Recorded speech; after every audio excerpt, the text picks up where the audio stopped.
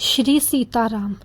बिल्व मंगल जी की अब तक की कथा में हमने श्रवण करा कि बिल्व मंगल जी कैसे अपने कुसंगी मित्रों के चक्कर में पड़ गए और चिंतामणि वैश्य के प्रति उनका कितना अगाध मोह हो गया कि हर समय उठते बैठते सोते जागते केवल चिंतामणि वैश्य ही उनके चिंतन का विषय रह गई। अब हम आगे की कथा श्रवण करते हैं। तो बिल्व मंगल के पिता का श्राद्ध है, इसलिए आज वह नदी के उस पार चिंतामणि के घर नहीं जा सकता। श्राद्ध की तैयारी हो रही है।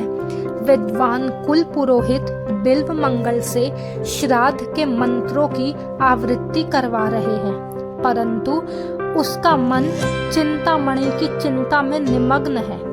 उसे कुछ भी अच्छा मालूम नहीं लगता।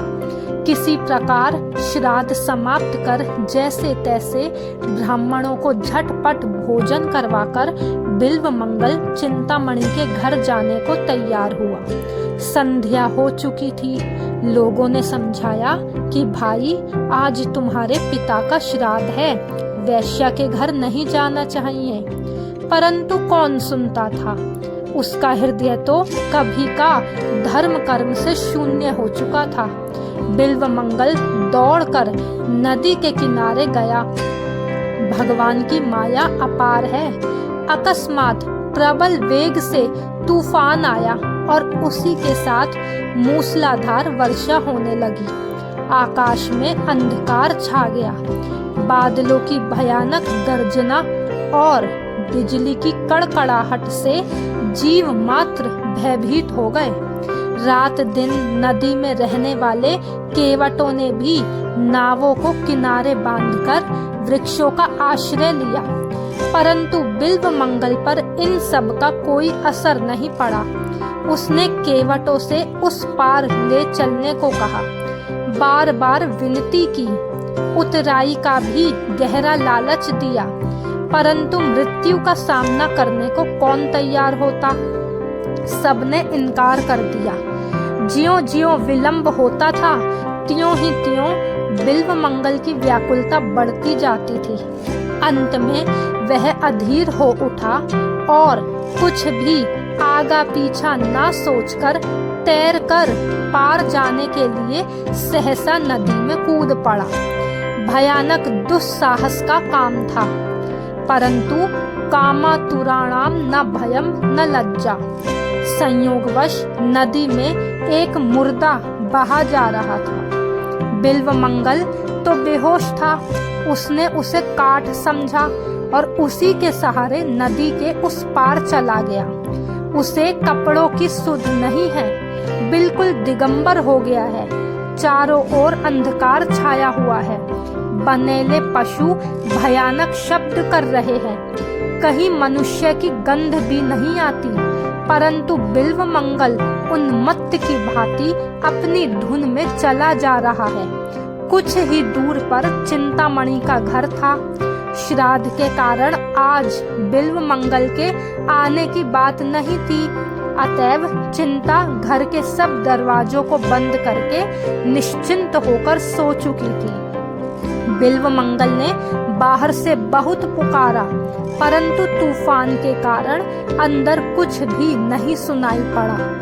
बिल्व मंगल ने इधर उधर ताकते हुए बिजली के प्रकाश में दीवार पर एक रस्सा सा लटकता देखा, परंतु उसने उसे पकड़ा और उसी के सहारे दीवार फांदकर अंदर चला गया। चिंतामणि को जगाया। वह तो इसे देखते ही स्तंभित सी रह गई। नंगा बदन, सारा शरीर पानी से भीगा हुआ, भयानक दुर्गंध आ रही है। चिंतामणि ने कहा, तुम इस भयावनी रात में नदी पार होकर बंद घर में कैसे आए। बिल्व मंगल ने काठ पर चढ़कर नदी पार होने और रस्सी की सहायता से दीवार पर चढ़ने की कथा सुनाई। वृष्टि थम चुकी थी। चिंता दीपक हाथ में लेकर बाहर आई। देखती है तो दीवार पर भयानक काला नाग लटक रहा है और नदी के तीर सड़ा मुर्दा पड़ा है। बिल्वमंगल ने भी देखा और देखते ही कांप उठा। चिंतामणि ने भर्त्सना करके कहा कि तू ब्राह्मण है? अरे आज तेरे पिता का श्राद्ध था, परंतु एक हाड़ मांस की पुतली पर तू इतना आसक्त हो गया कि अपने सारे धर्म कर्म को तिलांजलि देकर इस डरावनी रात में मुर्दे और सांप की सहायता से यहाँ दौड़ा आया।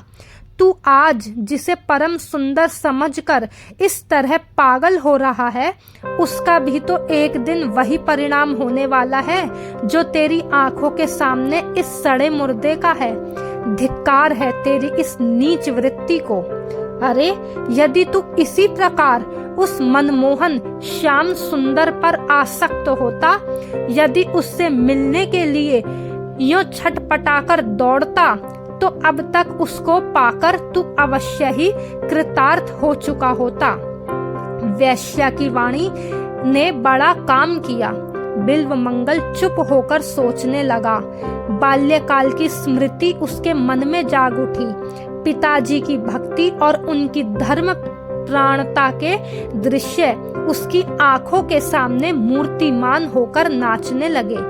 बिल्वमंगल की हृदय तंत्री नवीन सुरों से बज उठी। विवेक की अग्नि का प्रादुर्भाव हुआ। भगवत प्रेम का समुद्र उमड़ा और उसकी आंखों से अश्रुओं की अजस्र धारा बहने लगी। बिल्वमंगल ने चिंतामणि के चरण पकड़ लिए और कहा कि माता, तूने आज मुझको दिव्य दृष्टि देकर कृतार्थ कर दिया। मन ही मन चिंतामणि को गुरु मानकर प्रणाम किया और उसी क्षण जगत चिंतामणि की चारु चिंता में निमग्न होकर उन्मत्त की भांति चिंतामणि के घर से निकल पड़ा। बिल्वमंगल के जीवन नाटक की यवनिका का परिवर्तन हो गया।